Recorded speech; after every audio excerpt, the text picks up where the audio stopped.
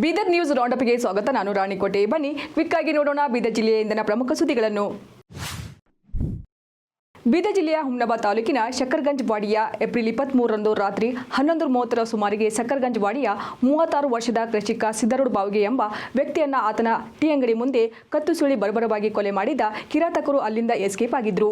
ಕೊಲೆ ನಡೆದು ಸುಮಾರು 11 ದಿನಗಳಾದರೂ ಕೊಲೆ ಆರೋಪಿಗಳನ್ನು ಇನ್ನೂವರೆಗೂ ಪೊಲೀಸರು ಪತ್ತೆ ಹಚ್ಚದೇ ಇರುವುದು ಕುಟುಂಬಸ್ಥರ ಆಕ್ರೋಶಕ್ಕೆ ಕಾರಣವಾಗಿದೆ. ಜೊತೆಗೆ ಕುಟುಂಬಸ್ಥರ ಆತಂಕ ಹೆಚ್ಚಿಸುವಂತೆ ಮಾಡಿದೆ. ಇಂದು ಬೀದರ್ನಲ್ಲಿ ಕೊಲೆಯಾದ ಸಿದ್ದರೂಢನ ಪತ್ನಿ ಅರ್ಚನಾ, ಸಹೋದರಿ ಶ್ರೀದೇವಿ, ತಾಯಿ ಮಹಾದೇವಿ ಅವರು ಕುಟುಂಬಸ್ಥರು ಮತ್ತು ದಲಿತರ ಪರ ಸಂಘಟನೆಯ ಮುಖಂಡರು ಪೊಲೀಸರು ಕೊಲೆಗಾರರನ್ನು ಬಂಧಿಸುತ್ತಿಲ್ಲ. ನನ್ನ ಹಾಗೂ ನನ್ನ ಮಕ್ಕಳಿಗೂ ಜೀವ ಭಯವಿದೆ. ನಾವು ಮನೆಯಿಂದ ಹೊರಬರದಂತಹ ಸ್ಥಿತಿಯಲ್ಲಿದ್ದೇವೆ. ನನ್ನ ಗಂಡನನ್ನು ಕೊಲೆ ಮಾಡಿದಂತೆ ನನ್ನ ಹಾಗೂ ನನ್ನ ಮಕ್ಕಳನ್ನು ಕೊಲೆ ಮಾಡಬಹುದು. ನಮಗೆ ಜೀವರಕ್ಷಣೆ ಕೊಡಿ. ನನ್ನ ಗಂಡನನ್ನು ಕೊಲೆ ಮಾಡಿದ ಆರೋಪಿಗಳನ್ನು ಬಂಧಿಸಿ ನ್ಯಾಯ ಕೊಡಿಸುವಂತೆ ಅಂಗಲು ಚಾಚುತ್ತಿದ್ದಾರೆ. 9:30 ಮನೆಗೆ ಬಂದು ಆಳು ಮನುಷ್ಯಗೆ ಊಟಕ್ಕೆ ಒಯ್ದಾರ್ರಿ. ಊಟಕ್ಕೆ ಒಯ್ದವರು 10 ತನಕ ಫೋನ್ ಚಾಲು ಐತ್ರಿ. 10 ಬಾದ ಫೋನ್ ಸ್ವಿಚ್ ಆಫ್ ಆಗ್ಯದ್ರಿ. 10 ಬಾದ್ ಫೋನ್ ಸ್ವಿಚ್ ಆಫ್ ಆಗಿದ್ಮೇಲೆ ಅಲ್ಲಿ ದುಕಾನ್ದಲ್ಲಿ ಹೋಗಿದ್ದೇವ್ರಿ. ಹೆಣ ಆಗೇ ಬಿದ್ದಿರ್ರಿ.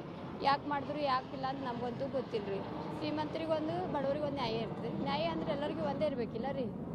ಪೊಲೀಸರಿಗೆ ನಾವು ಹೇಳಿದ್ರೆ ಅವ್ರು ಇವತ್ತಿಗೆ 11 ದಿವಸ ಆಯಿತು, ಒಂದು ಪ್ರೂಫ್ ಕೊಟ್ಟಿಲ್ಲ, ಒಂದು ಏನೇನೇ ಸಾಕ್ಷಿ ಭೀ ಹೇಳತ್ತಿಲ್ಲ.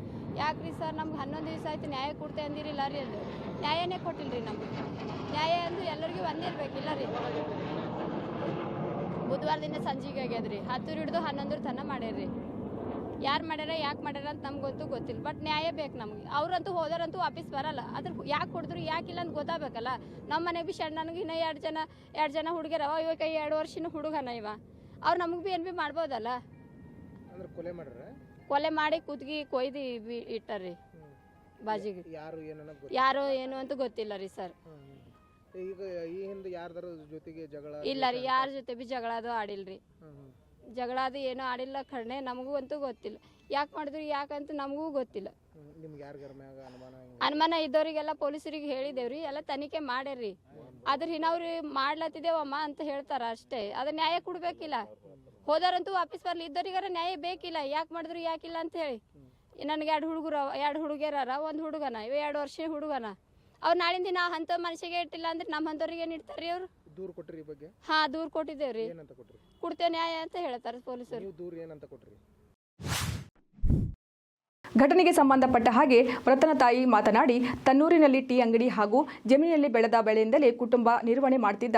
ಅಷ್ಟೇನು ಶ್ರೀಮಂತನಿಲ್ಲದಿದ್ದರೂ 3 ಹೊತ್ತು ಊಟಕ್ಕೆ ಬರವಿರಲಿಲ್ಲ. ಆದರೆ ಸಿದ್ದರೂಢನನ್ನ ಭೀಕರವಾಗಿ ಕೊಲೆ ಮಾಡಿದ್ದು ಯಾವ ಕಾರಣಕ್ಕೂ ಎಂಬುದು ಕುಟುಂಬಸ್ಥರಿಗೂ ಗೊತ್ತಿಲ್ಲ. ಮತ್ತೊಂದೆಡೆ ಈ ಬಗ್ಗೆ ಪೊಲೀಸರು ಸರಿಯಾಗಿ ತನಿಖೆ ಮಾಡುತ್ತಿಲ್ಲ ಅಂತ ಕುಟುಂಬಸ್ಥರು ಆರೋಪಿಸುತ್ತಿದ್ದಾರೆ.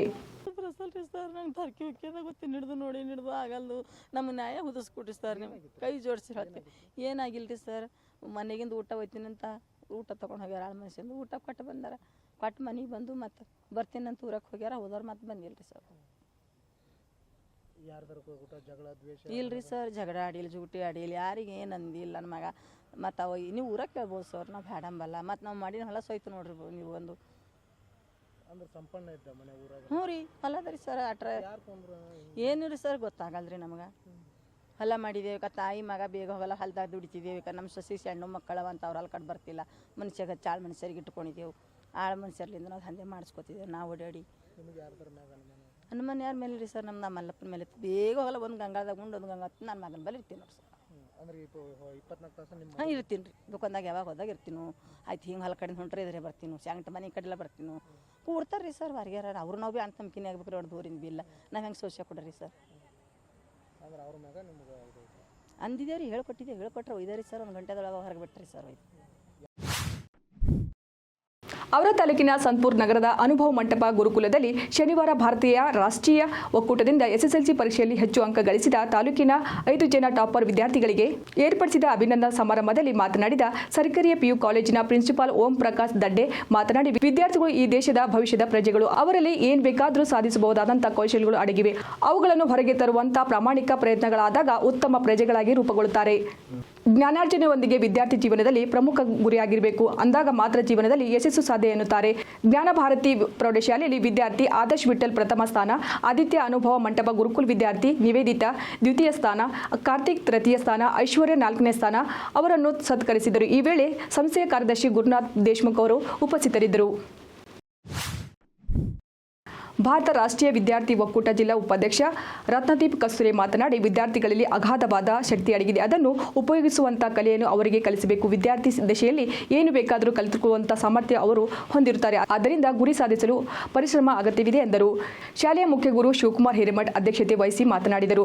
ನಾಡ ಕಚೇರಿಯ ಉಪ ತಹಸೀಲ್ದಾರ್ ಗುರುನಾಥ್ ಬಿರಾದರ್, ಪತ್ರಕರ್ತ ಸಂಘದ ಪ್ರಮುಖ ಕಾರ್ಯದರ್ಶಿ ಸುನಿಲ್ ಜಿರೋಬೆ, ಎಸ್ಎಸ್ಐ ಸುನಿಲ್ ಕೋರೆ, ದನ್ಸದ್ ಜಿಲ್ಲಾ ಸಂಚಾಲಕ ಧನರಾಜ್ ಮುಸ್ತಾಪುರೆ, ಒಕ್ಕೂಟದ ತಾಲೂಕು ಅಧ್ಯಕ್ಷ ಚಂದು ಡಿಕೆ, ಯುವ ಕಾಂಗ್ರೆಸ್ ಅಧ್ಯಕ್ಷ ಅನಿಲ್ ಹೇಡೆ, ದತ್ತಾತ್ರೇಯ ಬಾಪುರೆ ಸೇರಿದಂತೆ ಶಾಲೆಯ ವಿದ್ಯಾರ್ಥಿಗಳು ಪಾಲ್ಗೊಂಡಿದ್ದರು. ಸರ್, ಏನಾಯ್ತು ರಿಸಲ್ಟ್? ನಮಗೆ ಅನಿಸಿತ್ತು ಈ ಒಂದು ಅನುಭವ ಮಂಟಪ ವಿದ್ಯಾರ್ಥಿನ ತಾಲೂಕಿಗೆ ಟಾಪರ್ ಬರ್ಬಹುದು ಅಂತ ಹೇಳಿ. ಆದ್ರೆ ಸರ್ ಅವ್ರಿಗೆ ನಾ ಬಂದ್ ಕೇಳಿದ ಅವ್ರು ಹೇಳಿದ್ರು 100% ನಮ್ದೇ ಬರ್ತದ, ರಿವ್ಯಾಲ್ಯೂಷನ್ ಹಾಕಿದೇವ್ ಸರ್, ನೀವು ಮುಂದ್ ನೋಡ್ರಿ ನಮ್ಮ ವಿದ್ಯಾರ್ಥಿ 100% ತಾಲೂಕಿಗೆ ಟಾಪರ್ ನಾವೇ ಬರ್ತೇವೆ ಅಂತ ಹೇಳಿ ಈಗಾಗಲೇ ಸರ್ ಅವ್ರು ಹೇಳಿದ್ದಾರೆ. ಯಾಕಂದ್ರೆ ಈ ಒಂದು ಶಾಲೆಯ ವಾತಾವರಣ ಇವತ್ತು ಡಾಕ್ಟರ್ ಬಸವಲಿಂಗ ಪಟ್ಟದೇವರು, ಡಾಕ್ಟರ್ ಗುರು ಬಸವ ಪಟ್ಟದೇವರ ನೇತೃತ್ವದಲ್ಲಿ ಒಂದು ಸಂಸ್ಥೆ ನಡೀತಾ ಇದೆ. ಇಡೀ ತಾಲೂಕಿಗೆ ಎಲ್ಲ, ಇಡೀ ಜಿಲ್ಲೆಗೆಲ್ಲ, ಇಡೀ ರಾಜ್ಯಕ್ಕೆ ಪ್ರೇರಣೆ ಆಗ್ತಕ್ಕಂತ ಒಂದು ಕೆಲಸ, ಒಂದು ಶಿಕ್ಷಣದ ಜೊತೆಯಲ್ಲಿ ಅವರು ಜೀವನದ ಮೌಲ್ಯಗಳನ್ನು ಕೂಡ ಕಲಿಸ್ತಕ್ಕಂತ ಸಂಸ್ಥೆ ಯಾವ್ದಾದ್ರು ಇದೆ ಅಂದ್ರೆ ಅದು ನಮ್ಮ ಬಾಲ್ಕಿ ಪಟ್ಟದೇವರ ಅಪ್ಪ ಅವರ ಸಂಸ್ಥೆ ಇದೆ ಅಂತ ನಾನು ಹೇಳಕ್ ಬಯಸ್ತಾ ಇದ್ದೇನೆ. ಅದಕ್ಕಾಗಿ ಇವತ್ತು ಕೇವಲ ನಾವು ಅವ್ರಿಗೆ ಸನ್ಮಾನ ಯಾಕೆ ಮಾಡ್ತಾ ಇದೀವಿ ಅಂದ್ರೆ, ಇಡೀ ತಾಲೂಕಿನ ವಿದ್ಯಾರ್ಥಿಗಳು, ನೀವು ಕೂಡ 10 ಸ್ಟೂಡೆಂಟ್ಸ್ ಇದ್ರಿ, ಇವತ್ತು ನೀವು ಕೂಡ ಕಟ್ಔಟ್ದಾಗ ನಿಮ್ಗೆ ಫೋಟೋ ಬರಬೇಕು, ಪೇಪರ್ದಾಗ ನಿಮ್ದು ಫೋಟೋ ಬರಬೇಕು. ಇಂದು ಜಿಲ್ಲೆಯ ಪ್ರತಿಷ್ಠಿತ ಶಿಕ್ಷಣ ಸಂಸ್ಥೆಯಾದ ಎಸ್ಬಿಸಿ ಕಲಾ, ವಾಣಿಜ್ಯ ಮತ್ತು ವಿಜ್ಞಾನ ಪದವಿ ಮಹಾವಿದ್ಯಾಲಯದಲ್ಲಿ ಆಯೋಜಿಸಿದ ವಿಚಾರ ಸಂಕಿರಣ ಕಾರ್ಯಕ್ರಮದಲ್ಲಿ ವಿಧಾನ ಪರಿಷತ್ ಸದಸ್ಯರಾದ ಡಾಕ್ಟರ್ ಚಂದ್ರಶೇಖರ್ ಪಾಟೀಲ್ ಭಾಗವಹಿಸಿ, ನಾವು ವೈಜ್ಞಾನಿಕವಾಗಿ ಎಷ್ಟೇ ಮುಂದುವರೆದರೂ ಮಾನವೀಯ ಮೌಲ್ಯಗಳು ಬಹಳ ಅವಶ್ಯಕ. ಸಂಕುಚಿತ ಮನೋಭಾವದಿಂದ ಶಿಕ್ಷಕರಾದರೂ ಹಿರಿಯರಿಗೆ ಗೌರವ ಕೊಡುವ ದೃಷ್ಟಿಕೋನ ಕಡಿಮೆಯಾಗುತ್ತಿರುವುದು ನೋವಿನ ಸಂಗತಿ. ಅನೇಕ ವಿದ್ವಾಂಸರು, ಸಂಪನ್ಮೂಲ ವ್ಯಕ್ತಿಗಳು ಈ ವಿಚಾರ ಸಂಕಿರಣದಲ್ಲಿ ಭಾಗವಹಿಸಿ ತಮ್ಮ ಅನುಭವ ಹಂಚಿಕೊಳ್ಳಲಿದ್ದಾರೆ. ಇದರ ಸದುಪಯೋಗ ವಿದ್ಯಾರ್ಥಿಗಳು ಪಡೆದುಕೊಳ್ಳಬೇಕು ಎಂದು ತಿಳಿಸಿದರು. ಈ ಸಂದರ್ಭದಲ್ಲಿ ಬೀದರ್ ವಿಶ್ವವಿದ್ಯಾಲಯ ಕುಲಪತಿಗಳಾದ ಡಾಕ್ಟರ್ ಬಿಎಸ್ ಬಿರಾದರ್, ಶರಣಬಸವೇಶ್ವರ ವಿಶ್ವವಿದ್ಯಾಲಯದ registrar doctor Sharanabasavanagouda, doctor Umakant S Patil, ಪ್ರಾಂಶುಪಾಲರಾದ ಶ್ರೀ ರವೀಂದ್ರನಾಥಪ್ಪ, ಡಾಕ್ಟರ್ ಧನುರ್ ಕುಮಾರ್ ಅಂಗಡಿ, ಡಾಕ್ಟರ್ ಶ್ರೀನಿವಾಸ್ ಓರಾಡಿ, ಶ್ರೀ ದೀಪಕ್ ಕಲಬುರ್ಗಿ ಮತ್ತು ಸಿಬ್ಬಂದಿಗೂ ವರ್ಗದವರು ಹಾಜರಿದ್ದರು.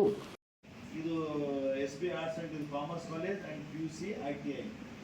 ಆ ಸಮಯದಲ್ಲಿ ಇಂಗ್ಲೀಷ್ನಲ್ಲಿ ಎಲ್ಲಕ್ಕ ಹುಷಾರನ್ನು ಬರ್ತಿದ್ದಾರೆ. ಅವಾಗ ನನಗೆ ಬಂದು ಇವ್ರು ಟ್ಯೂಷನ್ ತಗೋತಾ ಇದ್ರು. ನಮ್ಮ ತಂದೆಯವ್ರಿಗೆ ಏನು ಆಸೆ, ನನ್ನ ಮಕ್ಕಳು ಎಜುಕೇಷನ್ ಪಡಿಬೇಕು ಇಂಥ ನಾನೇ ತೆಗೆದಿನಂತ ಕಾಲೇಜಲ್ಲಿ ತೆಗೆದಾಗ ನನ್ನ ಮಕ್ಕಳು ಯಾಕೆ ಚೆನ್ನಾಗಿ ಅಭ್ಯಾಸ ಪಡ್ಕೊಂಡು ಅವರು ಉನ್ನತ ಸ್ಥಾನ ಬಂದು ಅವ್ರದೊಂದು ಆಸೆ, ನಾನು ಡಾಕ್ಟರ್ ಆಗಬೇಕು, ಮುಂಬರಂಥ ದಿನಗಳಲ್ಲಿ ಎಜುಕೇಷನ್ ಡೆವಲಪ್ ಮಾಡಬೇಕು ಅಂತೇಳಿ ಅವ್ರೊಂದು ಆಸೆ. ಆ ಸಮಯದಲ್ಲಿ ಬಟ್ಟಿ ಸರ್ ಬಂದು ಟ್ಯೂಷನ್ ತಗೋತಾ ಇದ್ರು. ಅಂದ್ರೆ ನನಗೆಲ್ಲ ಕಲಿಸ್ತಾ ಇದ್ರು. ಆ ಸಮಯದಲ್ಲಿ ಯಾಕಂದ್ರೆ ಇಂಗ್ಲೀಷ್ ಕಲಿಬೇಕಾದ್ರೆ ಭಾಳ ಕಷ್ಟದ ಕೆಲಸ ಇತ್ತು. That time we are not getting English staff. ಅಂಥ ಸಮಯದಲ್ಲಿ ಇಂಥ ನಮ್ಮ ರೂರಲ್ ಏರಿಯಾದಲ್ಲಿ ಈಗಾಗಲೇ ಅವ್ರ ಬಗ್ಗೆ ಭಾಳಷ್ಟು ವಿಸ್ತಾರವಾಗಿ ಮಾತನಾಡಿದರು. ಮತ್ತು ಅವರೊಂದು ಇಂಗ್ಲೀಷ್ ಲೆಕ್ಚರ್ ಇದ್ದರು, ಮತ್ತು ಅವರೊಂದು ಇಂಗ್ಲೀಷ್ ಮ್ಯಾನ್ ಥರನೇ ಇದ್ರು ಸರ್. ಅವ್ರ ಡ್ರೆಸ್ಸಿಂಗು ಇದು ಅವ್ರು ಯೂಸ್ ಮಾಡೋಂಥ ಇವು strict and our students to take the classes. We should appreciate it. ಮತ್ತು ಆ ಸಮಯದಲ್ಲಿ ಇವಾಗ ಒನ್ ಆಫ್ ದಿ ಕಷ್ಟ ಈಗಾಗಲೇ ಹೇಳಿದ್ರಲ್ಲ ಅಂಥ ಮಟ್ಟ ಸರಿಗೆ ಇವತ್ತೇನು ನೀವು ಟಾಪಿಕ್ ಇಟ್ಟಿದ್ರಿ, ಇವತ್ತು ಮೆಮೊರಬಲ್. ನಾನು ಹೇಳೋದು ಇಲ್ಲೆಲ್ಲ ಕುಂತಂಥ ವಿದ್ಯಾರ್ಥಿನಿಯವರಿಗೆ ತಾವೆಲ್ಲ ನೋಡ್ತಾ ಇದ್ರಿ. ಈ ಸ್ಟೇಜ್ ಮೇಲೆ ಕುಂತಂಥ ಎಲ್ಲ ಸ್ಪೀಕರ್, VC, ನಾನೊಬ್ಬ ಪಾರ್ಟಿಷಿಯನ್. ಕೇವಲ ಮಲೆನಾಡಿಗಷ್ಟೇ ಸೀಮಿತವಾಗಿದ್ದ ಗೋಡಂಬಿ ಬೆಳೆ ಈಗ ಬಿಸಿಲುನಗರಿ ಗಡಿ ಜಿಲ್ಲೆ ಬೀದರ್ಗೂ ಕಾಲಿಟ್ಟಿದೆ. ಅತಿವೃಷ್ಟಿ ಹಾಗೂ ಅನಾವೃಷ್ಟಿಗೆ ತುತ್ತಾಗಿದ್ದ ಜಿಲ್ಲೆಯ ಜನರಿಗೆ ಗೋಡಂಬಿ ಬೆಳೆ ಕೈ ಹಿಡಿದಿದೆ. ಬಡವರ ಬೆಳೆ, ಶ್ರೀಮಂತರ ಆಹಾರ ಎಂದೇ ಕರೆಸಿಕೊಳ್ಳುವ ಗೋಡಂಬಿ ಬೆಳೆ ಬೆಳೆದ ರೈತ ಮೊಗದಲ್ಲಿ ಮಂದಹಾಸ ಮೂಡಿದ್ದು ಲಕ್ಷಾಂತರ ರೂಪಾಯಿಯ ಆದಾಯ ನಿರೀಕ್ಷೆಯಲ್ಲಿದ್ದಾರೆ. ಬಯಲು ಸೀಮೆಯ ಬರಡು ಭೂಮಿಯಲ್ಲಿ ಗೋಡಂಬಿಯ ಬಂಪರ್ ಬೆಳೆಯನ್ನು ಬೆಳೆಯುವುದರ ಮೂಲಕ ಬೀದರ್ ಜಿಲ್ಲೆಯ ರೈತ ಸೈ ಎನಿಸಿಕೊಂಡಿದ್ದಾರೆ. ಜಿಲ್ಲೆಯಲ್ಲಿ ಸರಿಸುಮಾರು 400 ಹೆಕ್ಟೇರ್ ಪ್ರದೇಶದಲ್ಲಿ ಗೇರು ಗಿಡ ನೆಟ್ಟ ರೈತರು ಉತ್ತಮ ಲಾಭ ಪಡೆಯುವ ನಿರೀಕ್ಷೆಯಲ್ಲಿದ್ದಾರೆ. ಕೇವಲ ಮಲೆನಾಡಿಗಷ್ಟೇ ಸೀಮಿತವಾಗಿದ್ದ ಗೋಡಂಬಿ ಬೆಳೆ ಬೀದರ್ ಜಿಲ್ಲೆಗೂ ಕಾಲಿಟ್ಟು ರೈತರ ಪಾಲಿಗೆ ಹಣ ನೀಡುವ ಯಂತ್ರವಾಗಿ ಪರಿಣಮಿಸಿದೆ. ಹುಮನಾಬಾದ್ನಲ್ಲಿ ಹಮ್ಮಿಕೊಂಡಿದ್ದ ವಿಶ್ವಗುರು ಬಸವಣ್ಣನವರ 898ನೇ ಜಯಂತ್ಯೋತ್ಸವ ಕಾರ್ಯಕ್ರಮದಲ್ಲಿ ಮಾತನಾಡಿದ ಮಾಜಿ ಸಚಿವ ಹಾಗೂ ಹಿರಿಯ ಕಾಂಗ್ರೆಸ್ ಮುಖಂಡ ರಾಜಶೇಖರ್ ಪಾಟೀಲ್ ಅವರು ಮಾತನಾಡಿದ್ದು, ಬಸವಣ್ಣನವರ ತತ್ವ ಆದರ್ಶಗಳನ್ನು ನಾವೆಲ್ಲರೂ ಪಾಲಿಸಬೇಕು. ಮೊನ್ನೆ ಜಮ್ಮು ಕಾಶ್ಮೀರದಲ್ಲಿ ನಡೆದ ಘಟನೆ ನಿಜಕ್ಕೂ ಕೂಡ ಇಡೀ ಮನುಕುಲವೇ ಆತಂಕ ಪಡುವ ವಿಷಯವಾಗಿದ್ದು ಅದನ್ನು ನಾವೆಲ್ಲರೂ ಖಂಡಿಸಬೇಕು ಎಂದರು. 2024ನೇ ಸಾಲಿನ ಶೇಕಡ 62.25% ಒಟ್ಟು ಫಲಿತಾಂಶ ಬಂದಿತ್ತು. ಹಿಂದಿನ ಸಾಲಿಗೆ ಹೋಲಿಸಿದರೆ ಶೇಕಡ 10% ಫಲಿತಾಂಶ ಕುಸಿದಿದೆ. ಆದರೂ 7 ಸ್ಥಾನ ಜಿಗಿತ ಕಂಡಿದೆ. 2024ನೇ ಸಾಲಿನಲ್ಲಿ ಶೇಕಡ 62.25% ಒಟ್ಟು ಫಲಿತಾಂಶ ಬಂದಿತ್ತು. ಹಿಂದಿನ ಸಾಲಿಗೆ ಹೋಲಿಸಿದರೆ ಶೇಕಡ 10% ಫಲಿತಾಂಶ ಕುಸಿದಿದೆ. ಆದರೂ 7 ಸ್ಥಾನ ಜಿಗಿತ ಕಂಡಿದೆ. ಜಿಲ್ಲಾ ಉಸ್ತುವಾರಿ ಸಚಿವ ಈಶ್ವರ್ ಖಂಡ್ರೆ ಅವರನ್ನ ಅವಾಚ್ಯ ಶಬ್ದಗಳಿಂದ ಬೈದಿರುವುದು ಬಿಎಸ್ಪಿ ಜಿಲ್ಲಾಧ್ಯಕ್ಷ ಕಪಿಲ್ ಗೋಡ್ಬೋಲೆ ಅವರ ವರ್ತನೆ ಖಂಡನೀಯ ಎಂದು ಜಿಲ್ಲಾ ಕಾಂಗ್ರೆಸ್ ಪ್ರಧಾನ ಕಾರ್ಯದರ್ಶಿ ವಿನೋದ್ ಕುಮಾರ್ ಅಪ್ಪೆ ತಿಳಿಸಿದ್ದಾರೆ. ಇತ್ತೀಚೆಗೆ ನಗರದಲ್ಲಿ ನಡೆದ ಪತ್ರಕರ್ತನ ಮೇಲಿನ ಹಲ್ಲೆಗೆ ಸಂಬಂಧಿಸಿದಂತೆ ಸಚಿವರು ಅರಣ್ಯ ಅಧಿಕಾರಿ ವಿರುದ್ಧ ಕ್ರಮ ಜರುಗಿಸಿದ್ದಾರೆ. ಇತರೆ ಸಿಬ್ಬಂದಿ ವಿರುದ್ಧವೂ ಕ್ರಮ ಕೈಗೊಳ್ಳುವುದಾಗಿ ಹೇಳಿದ್ದಾರೆ. ಹೀಗಿದ್ದರೂ ಈ ವಿಷಯವಾಗಿ ಅವರನ್ನು ನಿಂದಿಸಿರುವುದು ಸರಿಯಲ್ಲ ಎಂದು ನಗರದಲ್ಲಿ ಶುಕ್ರವಾರ ಪತ್ರಿಕಾಗೋಷ್ಠಿಯಲ್ಲಿ ಹೇಳಿದರು. ಇವಾಗಿದೆಯೂ ಬೀದರ್ ಜಿಲ್ಲೆಯಿಂದಿನ ಪ್ರಮುಖ ಸುದ್ದಿಗಳು. ಮತ್ತೆ ನಾಳೆ ಭೇಟಿಯಾಗೋಣ. ಬೀದರ್ ರೌಂಡ್ ಅಪ್ನಲ್ಲಿ. ನಮಸ್ಕಾರ.